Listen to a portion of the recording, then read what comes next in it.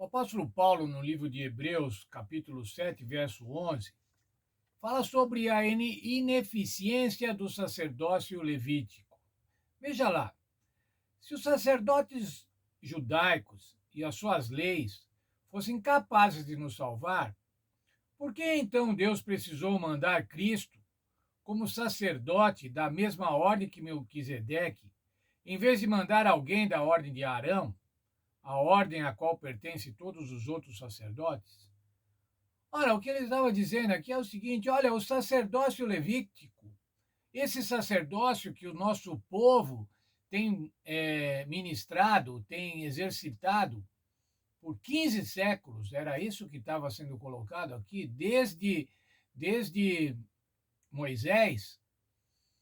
Veja, esse sacerdócio, como que esse sacerdócio podia salvar? Ele não podia salvar. Se ele pudesse salvar, não precisaria de um outro sacerdote, de um sacerdote de ordem superior, semelhante à ordem de Melquisedeque, como nós vimos ontem, um ser especial. Os sacerdotes levíticas apontavam para o ministério de Cristo, mas eles não eram perfeitos. É claro que eles não eram perfeitos. Eles eram humanos, irmãos. Eles eram incapazes de salvar.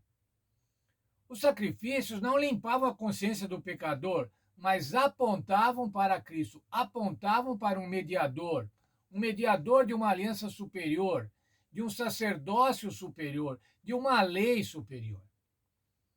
Veja o texto de João, capítulo 1, 29.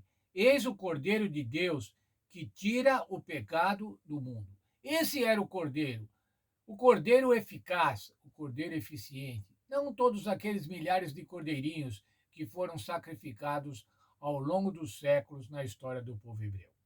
Aqueles sacrifícios eram temporários, eles eram somente ilustrativos. Eles eram tipos, eles apontavam para o sacrifício real do Senhor Jesus Cristo.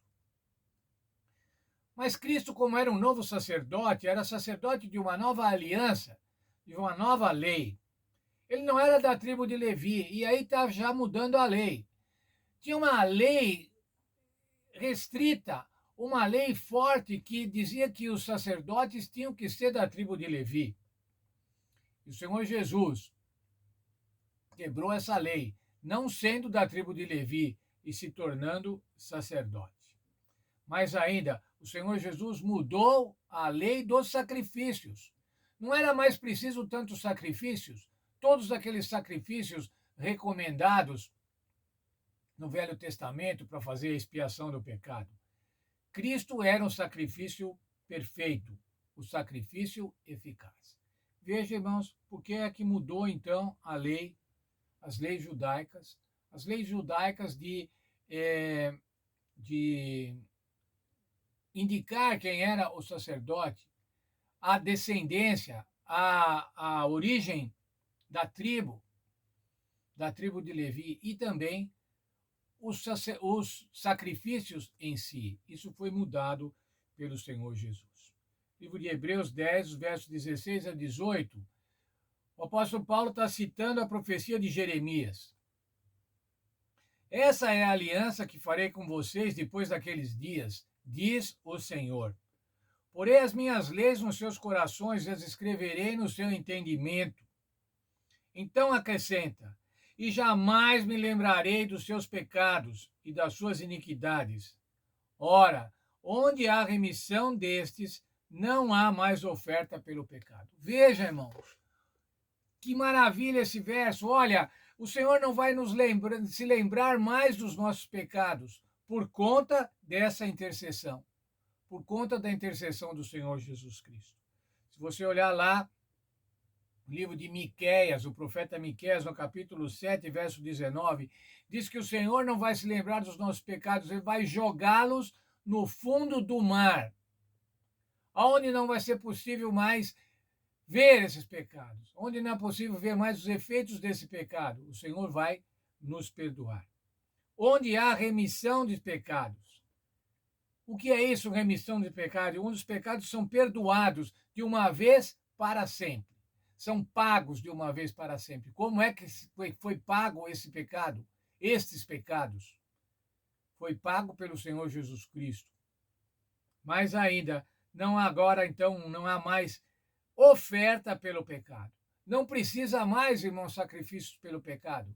O Senhor Jesus Cristo já cumpriu o sacrifício importante, o sacrifício fundamental, o sacrifício eficiente, eficaz para a remissão dos nossos pecados. Mas o que o Senhor diz que isso vai propiciar? Isso vai fazer, irmãos, com que as leis sejam escritas no nosso coração. Não em tábuas de pedra, não em livros, não em tabelas, não em códigos, mas no nosso coração, no nosso entendimento. Nós vamos entender a vontade de Deus. Vamos entender o que o Senhor Deus quer para nós. Vamos entender o sacrifício eficiente do Senhor Jesus Cristo. Vamos entender o que é a graça. E quando entendermos o que é a graça, irmãos, nós vamos obedecer ao Senhor Jesus Cristo plenamente.